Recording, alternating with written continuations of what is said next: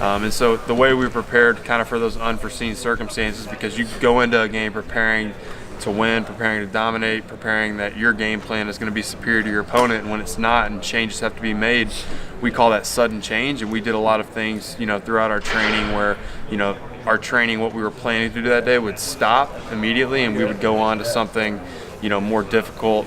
It would catch us all by surprise and be a shock, and we had to adapt and handle the circumstance.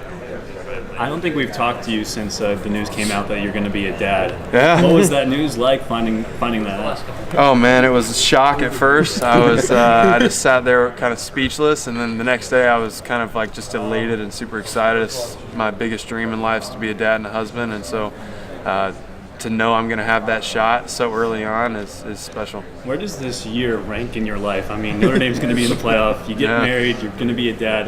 Where does this year rank in? That's my Jordan year, man. It's 23, man. It's got to be up there as one of the top. If you could draw it up, what your defense is going to have to do in order to be successful enough for you guys to win this game, what would some of the components of that be? Yeah, I was watching their game against Wake Forest, and obviously Wake Forest runs kind of a similar style defense with kind of the threat of Elko thrown in there. And I was watching their game, and first you got to stop the run. Wake Forest did a great job of stopping the run early in the first half, and then Travis broke a long one, I think 50, 60 yards, and it was kind of opened the floodgates from there. You got to stop the run in order to beat this team, and then we got to be able to tackle on the perimeter. Trevor's going to whip it out there. We got to be able to tackle their playmakers in space. ETN is that's the best running back you face this year, right? Yeah, he'll be the best guy, best overall guy we've seen this year in terms of just running with power, running with finesse, quick feet in the hole, being able to make guys miss.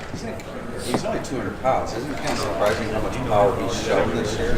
Yeah, I was telling him, I saw him at the college football playoffs, and we were chatting a bit, and I was like, dude, you look a lot smaller in person than I thought you would be. On film, he's got flashes of some Fournette-esque, just running through tackles, running through guys. He runs a lot bigger than he is, definitely. I heard you ran into Christian Wilkins too.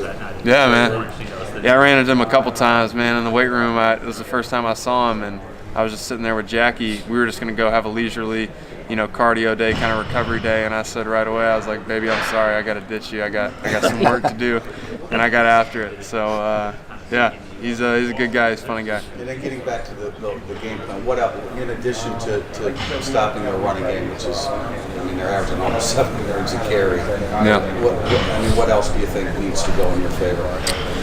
We got to get pressure on Trevor, right? He's a dynamic guy, but he's young. He's a guy that if he can whip it to his first option, he's going to be really he's going to do really, really well. He's got the arm strength to kind of put it all over the field. And so, we've got to be tight in coverage, got to get pressure on him and make him go through his progression, get to his second, third, and read. And I think when we do that, make him clutch the ball, we'll be able to get that pressure and force him to make errant throws.